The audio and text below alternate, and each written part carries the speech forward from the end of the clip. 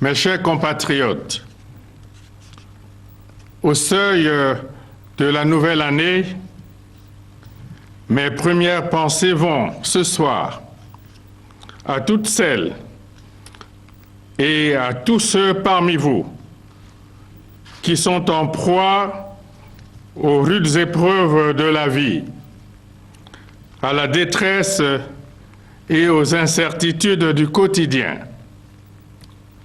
Je partage leurs peines et leurs souffrances. Je les exhorte à puiser dans la compassion de la nation les indispensables ressources de l'espoir et du réconfort, afin que l'année 2016 leur soit légère et supportable. Au Congo, à chaque Congolaise et à chaque Congolais, j'offre du fond du cœur mes vœux ardents de santé, de prospérité et de bonheur. Mes chers compatriotes, que d'épreuves ont accablé le monde au cours de l'année qui s'achève. Que d'horreurs l'ont endeuillé. Le terrorisme aveugle, lâche et barbare a amplifié son entreprise meurtrière en frappant indistinctement en Afrique, en Europe, en Amérique, en Asie.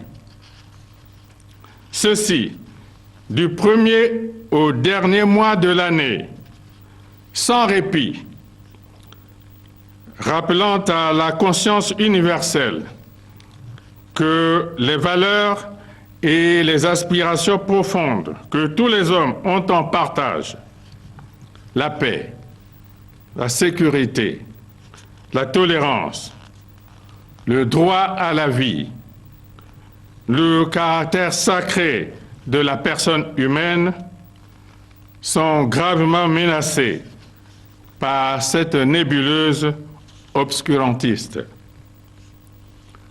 Le phénomène migratoire a connu en 2015 une recrudescence prenant la forme de crise mondiale aux conséquences souvent tragiques.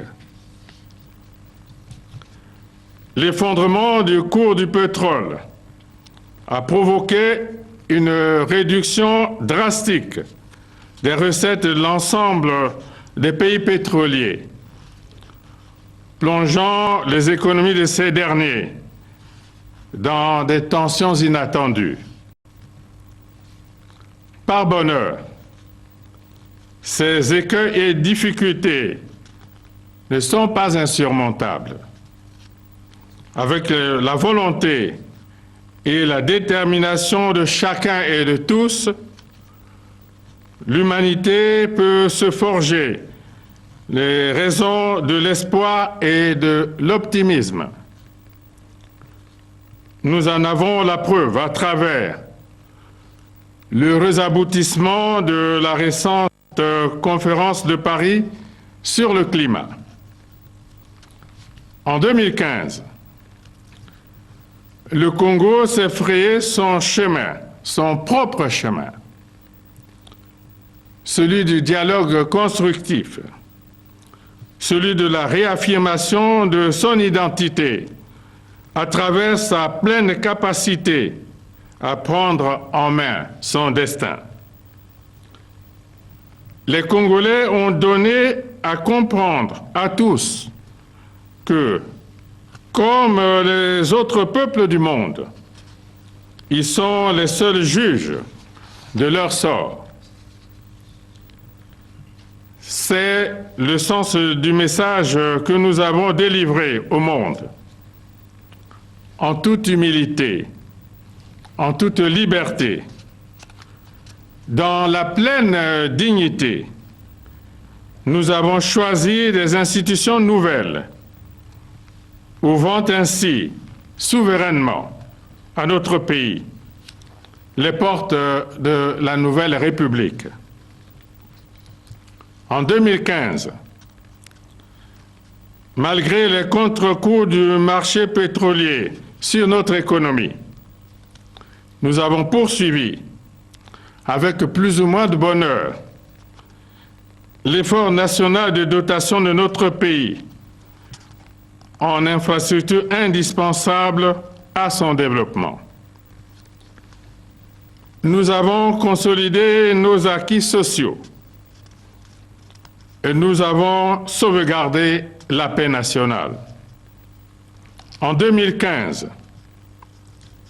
le mérite et le génie de notre peuple ont été mis en lumière grâce à l'organisation réussie des 11e Jeux africains,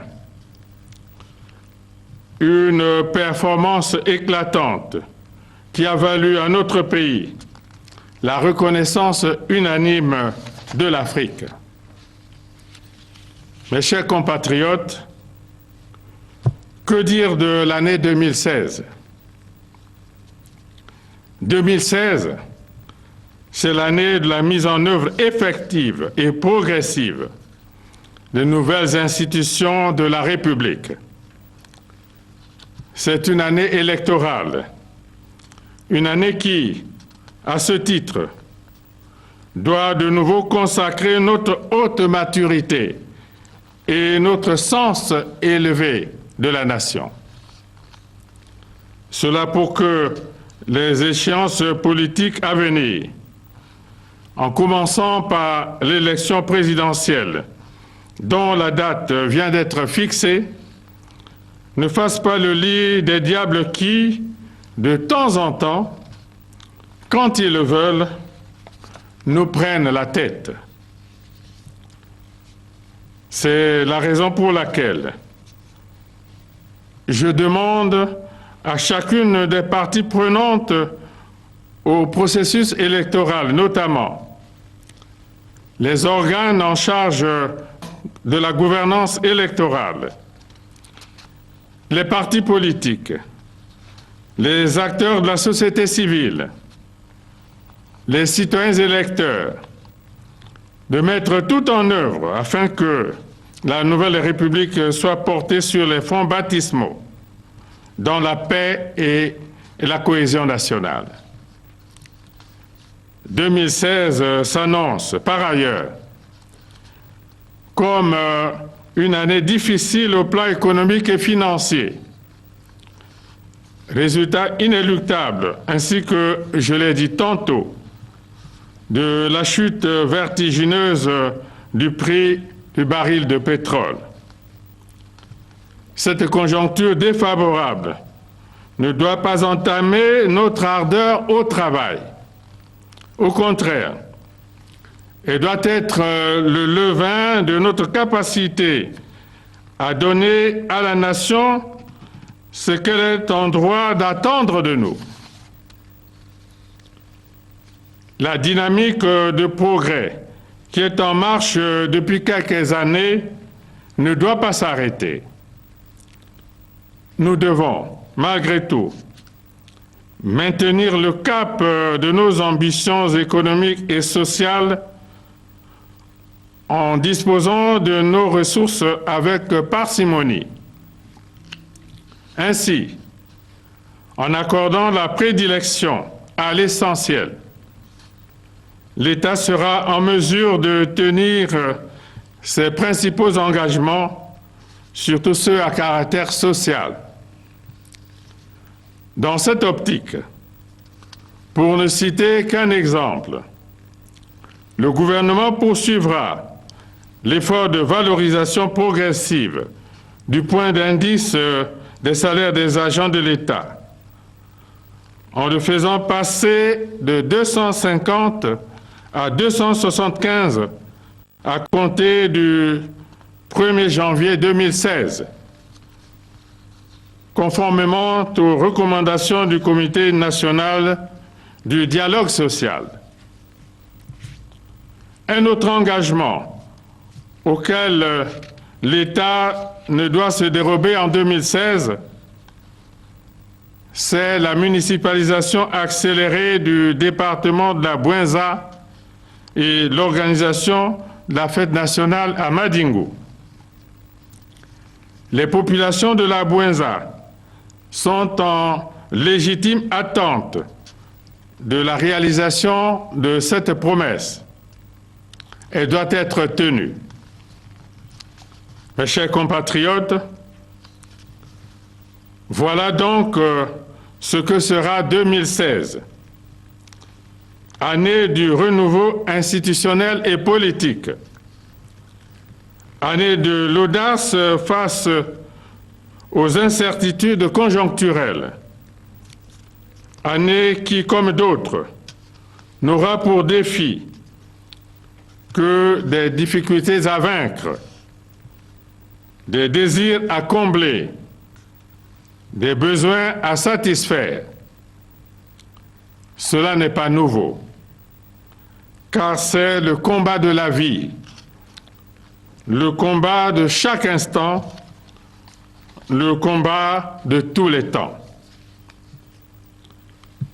À nous d'affronter ce combat, toujours unis, dans l'indispensable cohésion et la nécessaire cohérence, pour donner à la République naissante des assurances de stabilité et de pérennité. Nous en avons les moyens, nous en avons les possibilités. Tous mes vœux accompagnent chacune et chacun de vous afin que 2016 soit pour nous tous une année de tous les succès. Vive le Congo, vive la République.